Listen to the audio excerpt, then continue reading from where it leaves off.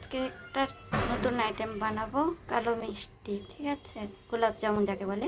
বানানোর জন্য আমি এখানে 2 কাপ মতন দুধ নিয়ে নিচ্ছি। তার মধ্যে 3 চামচ মতন ঘি দিয়ে দিচ্ছি। এখন গরমও হয়ে গেছে। এখন এর মধ্যে আমি দিয়ে দেবো সুজি। সুজিটাকে এখন ভালো করে এখানে বানাবো, শক্ত শক্ত করে। এটা 1 মিনিটের মতন জাল দেওয়ার পরে দেখো জিনিসটা কেমন জমে জমে গেছে। এখন এটা নামিয়ে আমি 2 মিনিট রেখে দেবো হালকা ঠান্ডা হওয়ার জন্য। চলো, ওটা 2 মিনিট ঠান্ডা হতে হতে আমি শিরাটা রেডি করে নিই। শিরার জন্য প্রয়োজন হবে জল। 2 বাটি জল দিলাম। এখন দিব চিনি। ছোটো বাটিতে 2 বাটি জল দিচ্ছি। 1 বাটি চিনি দিলাম, আর একটু দিব। এর মধ্যে দিয়ে দিলাম 4-5টা এলাচ থেতো করে। এখন শিরাটা জাল হবে। এখন শিরাটা জাল হোক, ততক্ষণ আমি ওটা রেডি করে নিই। এখানে প্রয়োজন হবে আমার হালকা একটু ময়দা মাখার জন্য। কারণ হালকা ময়দা না দিলে জিনিসটা ফেটে ফেটে যাবে, তো তাই হালকা ময়দা দিয়ে এখন আমাকে এটা ভালো করে মাখতে হবে। দেখো বন্ধুরা, আমার কিন্তু এটা মাখা হয়ে গেছে। সুন্দর করে মেখে নিয়েছি একদম। এক ফোঁটা দানা থাকলে চলবে না, কিন্তু দেখো কি সুন্দর করে মেখে নিয়েছি এটাকে।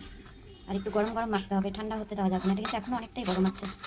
এখন এটা থেকে সুন্দর করে গোলাকার তৈরি করব। গোলাকার তৈরি করার জন্য আমি ছোটো ছোটো করে কেটে নিচ্ছি। দেখো আমার লেচি কাটা হয়ে গেছে। এবার এগুলোকে সুন্দর গোল শেপ দিব। যার যেমন ইচ্ছা লম্বাও শেপ দিতে পারো, গোল শেপও দিতে পারো। তো আমি গোল শেপ দিব। সুন্দর গোল শেপ দিতে হবে। শেপের মধ্যে যাতে একটু ফাটা ফোটা না থাকে, নাহলে ভাজার সময় ফেটে যেতে পারে।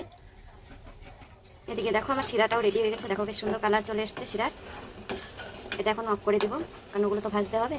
দেখো বন্ধুরা, আমার শেপ দেওয়া হয়ে গেছে। এবার কড়াইটা বসিয়ে দিলাম। কড়াইটা একটু গরম হোক। চলো, আমার কড়াই গরম হয়ে গেছে। এবার তেল দিয়ে দিই। তেলটা গরম হোক। আমার তেল গরম হয়ে গেছে। বেশি গরম করা চলবে না, হালকা গরম। বেশি গরম হলে আবার পুড়ে যেতে পারে।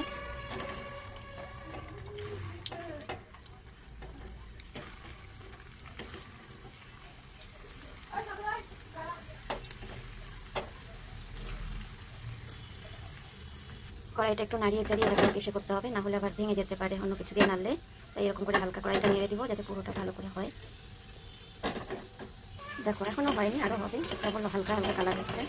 কালারটা আসবে তারপরেই নামাবো। দেখো বন্ধুরা, কি সুন্দর কালার এসছে, দেখছো? আমার এটা ভাজা হয়ে গেছে প্রায়। এখন নামিয়ে দিব।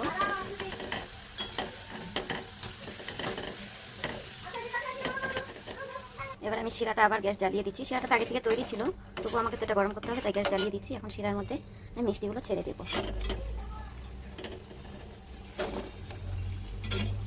এখন এটা আমি ঢেকে রেখে দিব। প্রায় 5-6 মিনিট ঢেকে রেখে দিতে হবে গ্যাসের উপরে হালকা হিটে। দেখো এবার আমার মিষ্টিগুলো হয়ে গেছে।